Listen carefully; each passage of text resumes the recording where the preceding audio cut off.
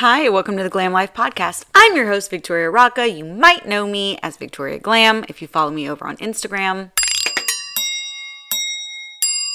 And if you don't, that's fine because I'm here for you on Spotify on Mondays. Did you know 50% of small businesses fail within the first 5 years? For beauty businesses, it's actually even tougher because we deal with trends and client retention and constant competition. A lot of beauty entrepreneurs jump in with skills but no business plan. And without a business plan, basically you are running blind. If you fail to plan, you plan to fail. That's what they say, right? That's the old adage. I would say, so I don't know. Listen, I was thinking about this because I graduated a new student this week. I took on a new apprentice this week, and I have a booth renter who is still trying to get her business off the ground. No shade, it's a struggle to get a business off the ground. So when I say still, I just mean it's still top of mind for me. I started compiling a list of some of what I think are like the top 5 problems for beauty businesses who are trying to get off the ground and are either failing to thrive or haven't found their rhythm yet, or maybe are running out of time because your resources are running thin. I think the first thing is this failure to plan that I've mentioned. I'm telling you, I didn't come up with this phrase, but it is the perfect phrase. If you fail to plan for your business, if you fail to plan out how it's going to run, if you fail to plan out where the money's going to come from, if you fail to plan out how you're going to get clients, if you fail to plan out what you're going to charge those clients and how you're going to get them back through the door and how you're actually going to pay your bills every month, you are planning to fail. You are planning to fail. You're never going to guess your way into a successful business. It doesn't work that way. Even if you start off guessing, you better find a plan really quickly for all of the issues that arise. And otherwise, you're going to get defeated. You can't be fighting a war on 2 fronts, 3 fronts, 4 fronts, however many fires you've got going right now. You can't do it. Every time something new pops up, you can't be saying, oh my God, I got to figure it out. You're going to burn out. The business is going to run out of resources. Your clients are going to figure out that you're running an unprofessional operation. They're going to move on. So one of those things in failure to plan is pricing. It sounds so simple. Oh, you just price your services. A lot of people, most people, the majority of people will tell me, yeah, I'm priced competitively in my area. I just looked at what everybody else was charging. Give me a break. You looked at what everybody else was charging and that's what you're charging and you wonder why you don't have any money left at the end of the month? Because you don't know what their overhead is. And they probably guess their prices too. You don't know your numbers, so you don't know if you're earning a profit or not. You just know whether or not you're charging what some other girl is charging. And you have no idea what her reasoning was when she made the decision to charge that pricing. Give me a break. You have to know your numbers. You have to be able to figure out how to price your services based on your overhead and your necessary income. And also fold into that value-based pricing. Maybe she's been working 10 years longer than you and has a skill set that you've not developed. Maybe she's been working 20 years longer than you and actually does old school style that nobody wants. Maybe you have additional training that you've paid into that you need to pay yourself back for. I mean, yeah, it's a write-off at the end of the year on your taxes, but it's still money that's not in your pocket. So what's the idea then? And then I mentioned earlier, one of the big things that people fear when running a beauty business is constant competition. Well, it's true. You are in a competitive field because everyone wants to be their own girl boss or whatever. But also, there's always somebody new graduating Esthie school. There's always somebody new graduating cosmetology school. They're getting younger and they're going to pull the demographic from you. Give me a break. I am a big believer in collaborations over competition, but that doesn't mean that competitors don't still exist. There are people who do not want to collaborate with you. There are people who I've literally heard a girl in my town say, yeah, but they can't beat me. Like, babe, you're not in a race. I think everyone just wants to earn a living and go home. That's not true. Not everyone wants to earn a living and go home. Some people have such a shitty home life that all they want to do is hurt other people in business.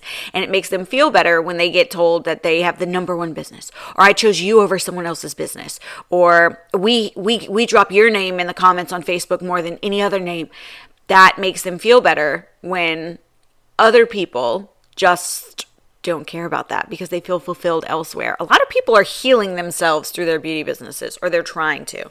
A lot of people are reliving high school and college or even middle school through the little cosmos that they've created for themselves inside their own shop. And it's sad to watch. It's really sad to watch. It really is. But the way that you measure your results in your business and the way that you plan to actually succeed in your business is to make SMART goals. Specific, measurable, achievable, relevant, and time-bound.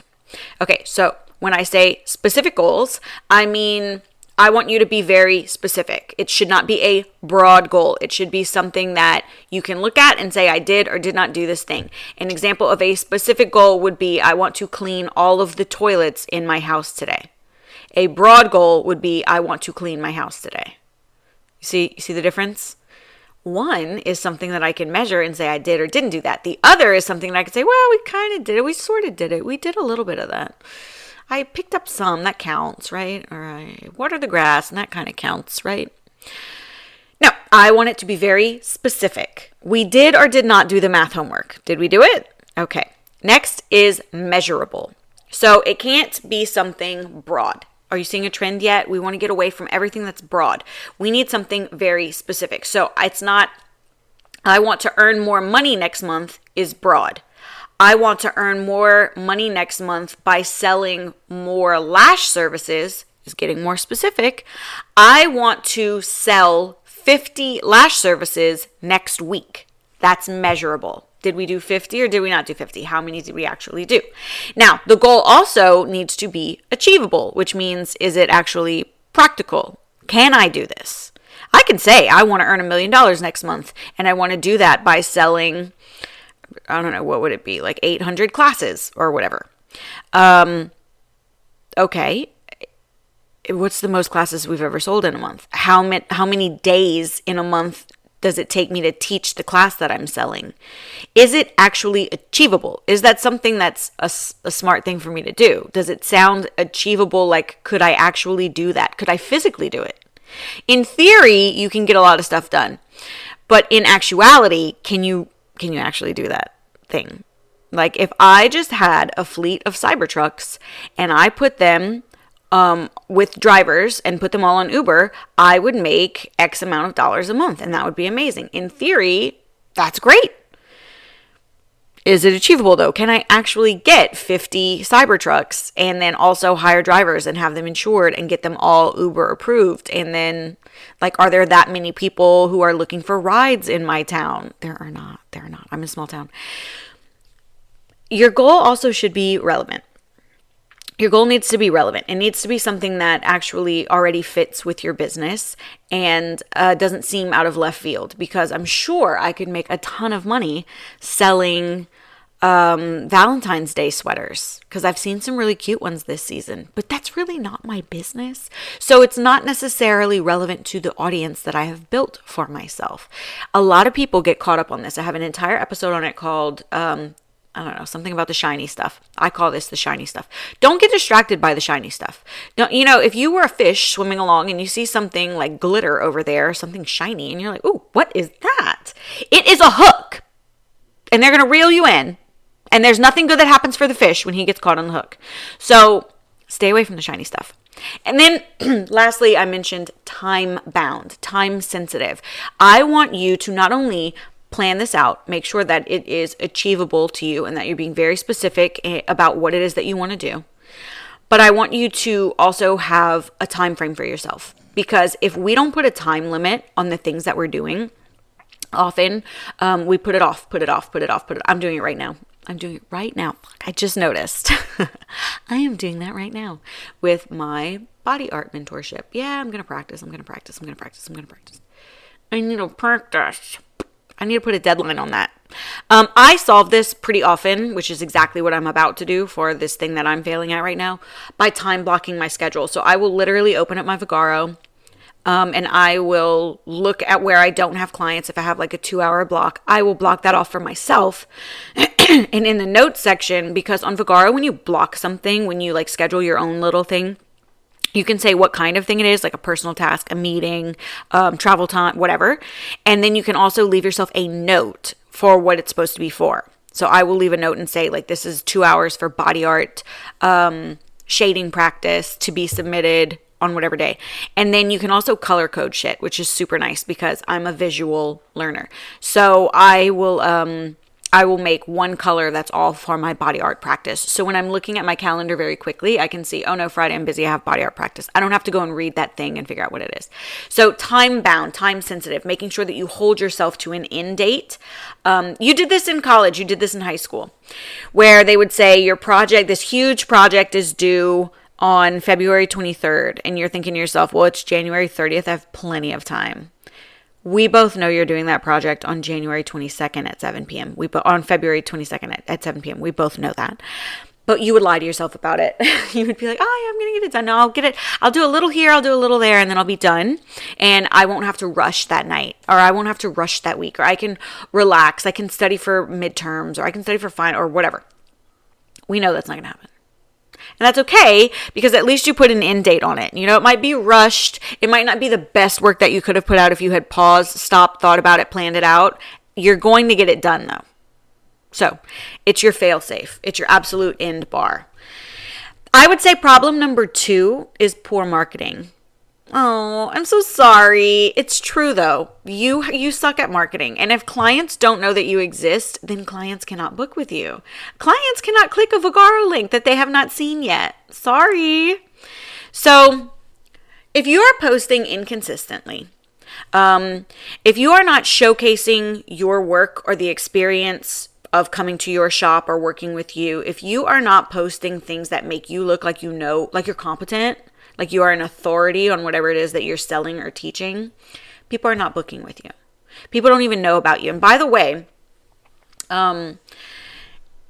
ignoring local SEO is a big problem, because you might go viral. You might get lucky and go viral. You might plan it out and do it strategically and go viral. And you get hundreds of thousands of followers overnight.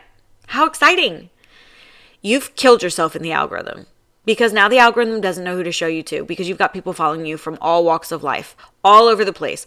And usually when you go viral, it's not for the thing that you sell, usually. Every once in a while, if the thing that you sell is new and people are interested in it, but usually you don't go viral for that. For instance, I had a girlfriend who made kind of a cheeky, suggestive, silly video that was funny, and it's only a few seconds long, and it went crazy, ultra viral, like millions and millions of views on YouTube. Crazy. But the people who follow her are not people who actually want to buy her services. They are people who thought that she had a funny video, and it was funny because of the innuendo. So now when she posts, the algorithm is not landing in front of prospective clients. It's landing in a test audience of a big pool of the type of people who follow her, which is people from all walks of life. And because her educational content or her before and afters don't necessarily resonate with that pool of people, then the algorithm doesn't continue to push her stuff out. So she's basically killed her account by accident by being too funny. Too adorable. So you have to be really intentional about your local SEO. You have to make sure that you are landing in front of local people, because they're the ones who are going to actually come physically to your shop and purchase services from you. If you live in Boise, Idaho, someone in Sacramento, California might see a video and think it's funny and they give it a like, or maybe they give you a follow, but they are very, very unlikely to actually show up to your shop and get a lash lift. So be really intentional about that. Make sure that your content is going out regularly and that your content follows. I'm doing weekly themes this year, but in the past I have done content pillars, and I have episodes on both of those and what those mean. So please go back and follow them, or hop in my DMs if you need help. But yeah, you need to make sure that you are ranking regularly in the algorithm. So posting regularly. If you post Monday, Wednesday, Friday at noon, the algorithm will pick up on patterns. It's a computer. It will pick up on patterns. And if you're targeting local SEO, that is going to help you more than any Facebook ad, more than any Instagram boost, more than any viral content. Your local SEO builds over time, and it's going to continue to point back to your website or your Vagaro or whatever. That's going to help you the most. Problem number 3, neglecting client retention. I have seen this firsthand more times than I can actually count out loud to you. I certainly don't have enough fingers on one hand to count them off.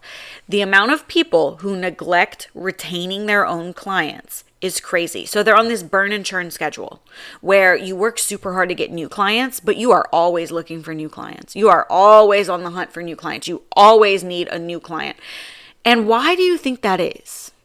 Why do you think that is? And I know there are a lot of permanent makeup artists sitting in their car right now saying, Victoria, you know why that is? That is because we see clients once or twice a year. You see them twice the first year, and after that, you see them every year or every other year. And that does not a sound business make. So I've got to get new clients in. Yeah, but you should be pulling those clients back into your shop for other services. I don't know why anyone anywhere ever thought that they should just have a business with one skill set and that's it. I mean, I know Raising Cane's does it, but by the way, Raising Cane's from my town. Richest guy in my state, I think. It could also be Mr. Stuller, who owns the diamond company, but I'm not sure. Either way, doesn't matter. I know Cane's does it, but they don't though. They sell chicken. All they sell is chicken, fried chicken wing strips specifically, right? But they sell chicken strips and they sell chicken sandwiches, which is really just strips on bread. And they, oh my God, my dog just farted. Oh my God. So, oh my God, it smells like pure sulfur. Whew, I'm really going through it, you guys. But, do you want to see where my dog is? I'll show you. Do you want to see my dog? My dog is down here. Watch. Right on my feet. He's so cute. Anyway, that is not the point. I digress. So if you're only selling one product with one skill set, sorry, I really screwed myself up. If you're only selling one product with one skill set, then you are at the ebbs and flows of that one market. You have all of your eggs in one basket. You can't do that. You need to make sure that whatever it is you decide to sell in your shop, whether it's products or services or whatever, they should all have like they should all fit the same aesthetic, right? They should all be like in the same family. You don't want to be selling weight loss shots and carburetors and cooking classes and, Braille tutoring. Or just none of that goes together. It's very disjointed. So you're not pulling from the same pool of people. You want to make sure that whatever you decide to serve your clientele could apply to the majority of your clientele so that you have one congruent audience that you're speaking to all the time. It's going to make your marketing a lot easier. If you're always talking to the same group of people about different things, then you're building a relationship. That's where you're building community. But if you're always looking for someone new to talk to, then you're never actually making a genuine connection with anyone. Does that make sense? I know it does. The next thing is burnout. Listen, I've been a victim of burnout before, and I had to make some significant changes in my life. I started by just trying to pull back on the amount of commitments that I had or the amount of commitment I was making to those commitments, like time-wise and just kind of verbalize to those around me like, hey, I really need a little bit more time to myself. I need to pull back a little bit from this. And it doesn't matter. It's just human nature. People will take as much as they can get from you. It's just human nature because what are they doing? They're trying to offload their own burnout, right? They're trying to say like, yeah, but Victoria, you helped me so much with this one thing. I need you to do it because I can't do that plus all the stuff that I'm doing. And I'm doing some of those things for other people too. Like we just keep passing off drama to each other. And so I had to actually, that old phrase, like you can't pour from an empty cup. Beauty professionals burn out because we're constantly trying to do it all. And I have told you to do this before in a way that could be dangerous if you didn't think about it, I guess. I say if someone asks you for something more than once, and I don't mean one person continually asking you. I mean, if clients are asking you, do you have this? Or can you tell me where to get this? More than twice, I think I say, then you're leaving money on the table and you should start providing that service or selling that thing. Now, I am still recommending that you do this smartly. I don't think that you should throw everything at the wall and see what sticks. I think that you should plan it out and make sure that this is actually not a fluke that two people asked you if you sell something or know where something is. Make sure that it applies to the largest swath of people who already follow your accounts and already purchase things from you. Really, the people who are purchasing from you are the ones that we want to appease, right? Because they're the ones giving you the money, not the ones giving you the views. And I think that you should make sure that you're not overbooking yourself. We do that a lot. Oh my God, how many of us do that? Where you say, well, I work 3 days a week at this job, so I book 9, 10, 11, 12, and 1, and I go home for 2. I'll eat at 2. I'll use the bathroom at 2. I'll get something to drink at 2. But I have clients at 9, 10, 11, 12, and 1. So that's great money, and it certainly makes your day concise, so you're not paying extra dollars to whoever's watching your kid per hour. Or maybe by not taking that lunch break, now you can swing a 3 to 9 shift somewhere else, and now you're making money somewhere else while you're still building your business. I get it, and I've done it. But you are going to burn out very quickly. Just know that. So you need to maybe take some self-care days as well, some mental health days as well. If you are feeling uninspired, if you are feeling exhausted, even though you've had a full night's sleep, you might be on track for burnout. You know when I notice my burnout is when I am away from all stimulation, no TV, no phone, no social media, no computer, no ding of the email going off, no clients reaching out, no students reaching out. I'm away from all of that. Once a year, I go camping where there's no cell phone reception up in the mountains in Arkansas. My husband and I go every year for our anniversary, and I get the most inspiration while we are riding around on those trails. It's actually a joke between me and my friends, like, oh, Vicky, volcano is going to happen this weekend. She's going up to the mountains, because I come down from the mountain with all these ideas, and I will type up script after script after script on the 8-hour drive home. It's ridiculous. Like, I have all these ideas. So, on a smaller scale, I do this in the shower also, and you might notice this. Do you ever get like really inspired in the shower? It's because you're in basically an isolation tank. It's because you have no outside stimuli degrading your brain function. You're just standing in warm water, which is a sensory thing, just standing there quietly, like by yourself, chilling, and and doing something monotonous, scrubbing your head or whatever. And that's when inspiration can flow to you, because that's when your brain has space to allow it to work. Can you imagine if we just made space for creativity? Well, let's be honest, if we did that like in the middle of the day and just had an hour blocked off to sit down and think, we would fill that hour with other bullshit. We would answer emails, we would talk to the front desk and catch up, and we would do a million things except for that. Our brain just doesn't allow us to work that way. I think it's something about the sensory part of it that helps me with that. Does that make me autistic? I don't know. I might be diagnosing myself right now. I have a sensory issue. But no, I think something about standing under the warm water for 30 minutes or so, just quietly with no one talking to me, no one able to get to me. My husband putting locks on the shower door, on the bathroom door this year has been a game changer, because for 7 years, I've not had a moment's peace ever. People just come in and out while I'm taking a bath, taking a shower, taking a shit. People just come right in and start talking to me. Little people, tiny people, under 3 feet tall. But then my husband will come sit in the bathroom while I'm taking a bath, and he wants to show me shit on his phone or tell me I need quiet. I need quiet. I'm burning out. But it's hard to say that without people feeling like you're being an asshole. All right, I have taken up enough of your time today, and I've given you plenty of food for thought. But essentially, I want you to avoid the pitfalls. I want you to plan out your business. I want you to market yourself.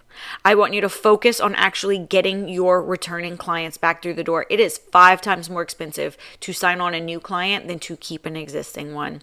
And I want you to make sure that you are actually protecting yourself from burnout. I want you to be making space for your own brain to be working and having creativity.